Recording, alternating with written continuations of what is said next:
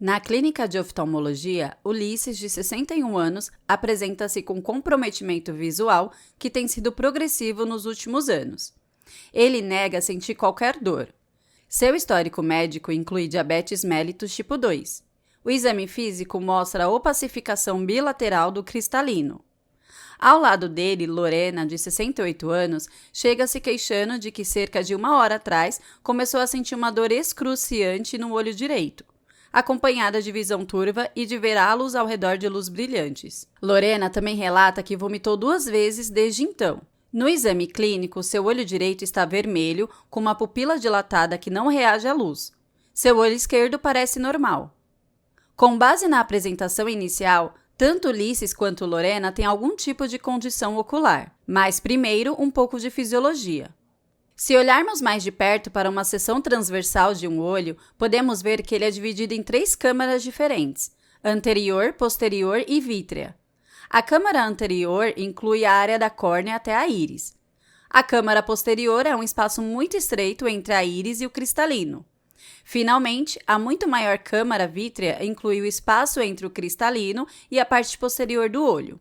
Agora, tanto a câmara anterior quanto a câmara posterior estão localizadas no segmento anterior do olho, enquanto a câmara vítrea faz parte do segmento posterior. Ambas as câmaras no segmento anterior, ou seja, a câmara anterior e a câmara posterior, estão preenchidas com um líquido claro e aquoso chamado humor aquoso, enquanto a câmara vítrea está preenchida com fluido claro, porém mais espesso, chamado humor vítreo. Vamos começar com o que provavelmente é o grupo mais comum de condições oculares, os erros de refração. Normalmente, quando o olho está em estado relaxado, o poder de refração da córnea e do cristalino ajuda a focar a luz na retina. A retina é como uma tela de cinema e a distância do projetor é o comprimento axial do olho. Se estiver muito perto ou muito longe do projetor, a imagem ficará embaçada ou desfocada. Quando o cristalino e a córnea conseguem focar a luz perfeitamente na retina, isso é chamado de emetropia. Na hipermetropia, também conhecida como visão de longe, o comprimento axial do olho é muito curto para o poder de refração da córnea e do cristalino. Então a luz acaba focando atrás da retina. A hipermetropia pode ser corrigida com lentes convexas ou convergentes. Na miopia, também conhecida como visão de perto, o comprimento axial do olho é muito longe para o poder de refração da córnea e do cristalino. Então a luz foca na frente da retina. A miopia pode ser corrigida com lentes côncavas ou divergentes. No astigmatismo, há uma curvatura anormal da córnea, o que resulta em diferentes poderes de refração em diferentes eixos. O astigmatismo pode ser corrigido com lentes cilíndricas. Finalmente, existe a presbiopia, onde o aumento da idade causa mudanças na curvatura do cristalino, além de uma diminuição na elasticidade do cristalino e na força do músculo ciliar, que normalmente controla a acomodação do cristalino para ver objetos a diferentes distâncias. Como resultado, a presbiopia prejudica a acomodação ou o foco em objetos próximos, o que pode ser corrigido com óculos de leitura de aumento. Agora vamos discutir as cataratas. Isso se refere à opacificação ou turvação do cristalino e pode ser congênita ou adquirida. Os principais fatores de risco para a catarata congênita incluem infecções congênitas. Essas infecções podem ser lembradas com o acrônimo TORCH, que significa toxoplasmose, outros agentes infecciosos, geralmente sífilis, rubéola, citomegalovírus e o vírus do herpes simples. Outros fatores de risco para a catarata congênita incluem condições genéticas, como trissomias 13, 18 e 21, síndrome de Marfan, síndrome de Alport, doença de Refsum, distrofia miotônica, neurofibromatose tipo 2 e erros inatos do metabolismo, como a galactosemia.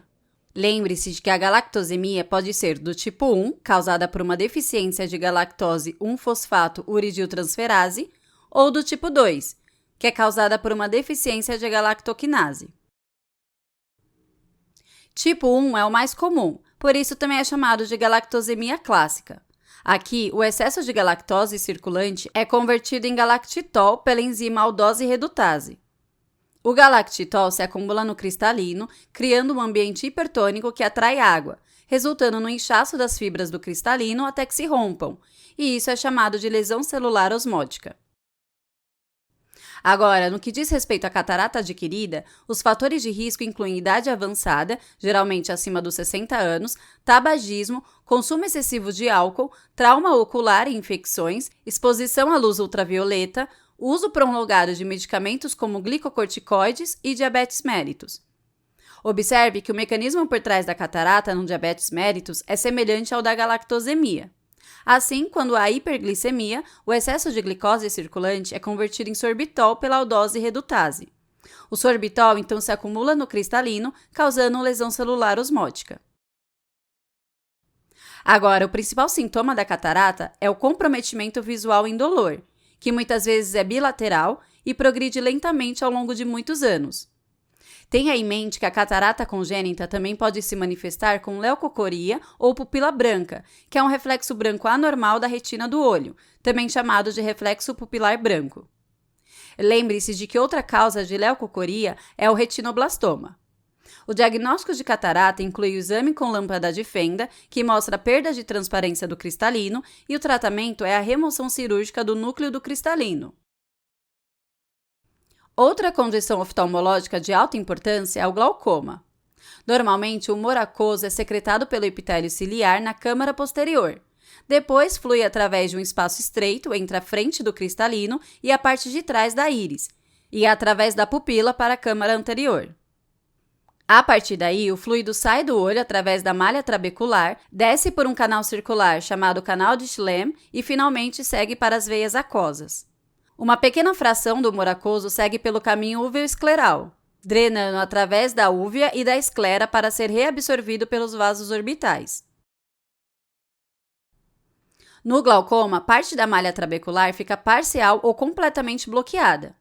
Agora, existem dois tipos de glaucoma: ângulo aberto e ângulo fechado.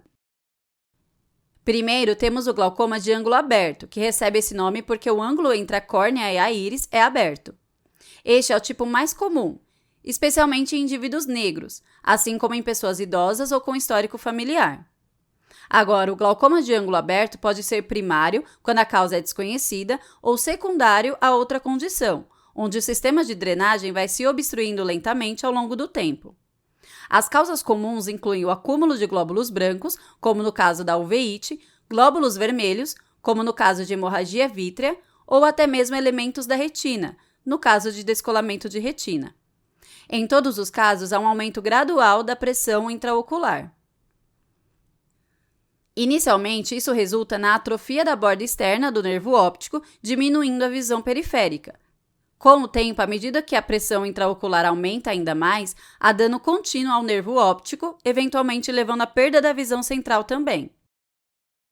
Depois, temos o glaucoma de ângulo fechado, também chamado de glaucoma de ângulo estreito, que recebe esse nome porque o ângulo entre a íris e a córnea é estreito. Novamente, o glaucoma de ângulo fechado pode ser primário ou secundário. Nos casos primários, por razões desconhecidas, o cristalino aumenta ou é empurrado contra a íris.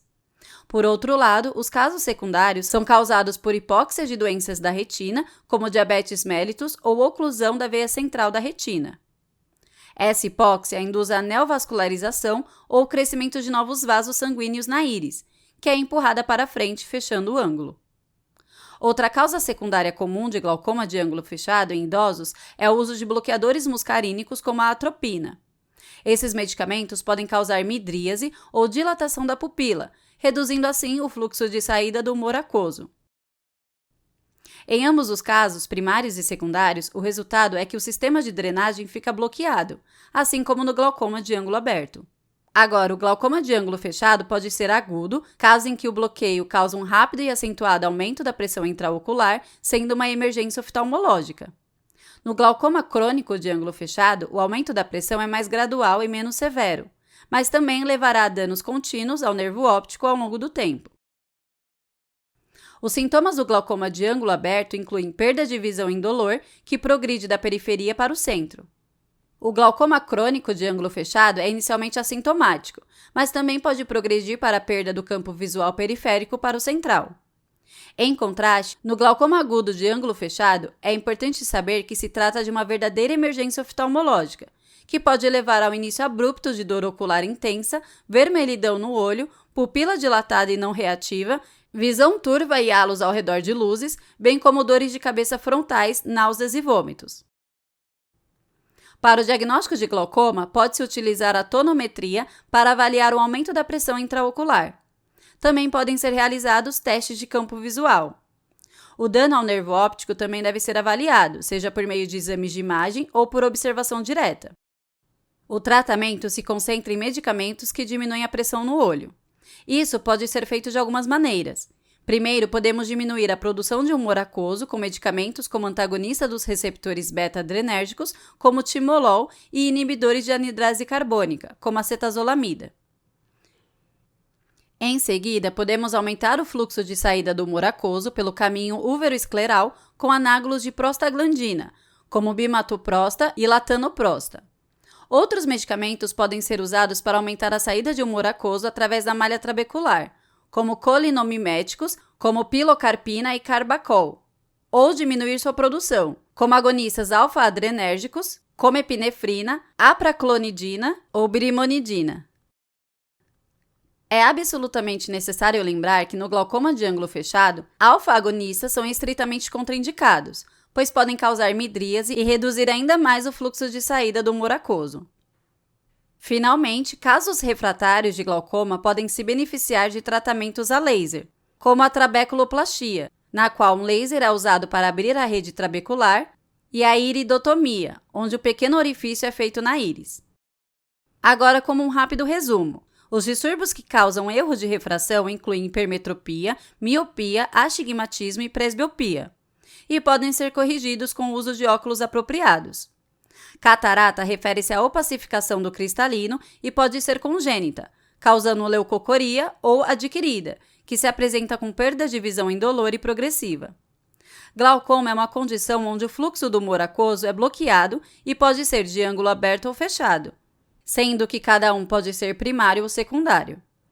O glaucoma de ângulo fechado pode ser dividido em crônico e agudo, sendo este último uma emergência oftalmológica. Agora, voltando aos nossos casos. Ulisses, de 61 anos, apresentou comprometimento visual progressivo e indolor.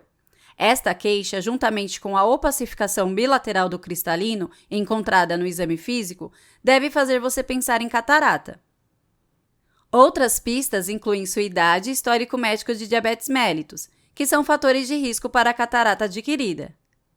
Por outro lado, Lorena, de 68 anos, apresentou-se com queixa de início agudo de dor intensa no olho direito, visão turva e ver halos ao redor das luzes. Além disso, ela estava vomitando. E, junto com o exame físico revelando vermelhidão no olho direito e a pupila dilatada e não reativa, o diagnóstico de glaucoma agudo de ângulo fechado é altamente provável. Isso foi então confirmado com fundoscopia, que mostrou aumento da pressão intraocular e tratado com medicamentos em um ambiente de emergência.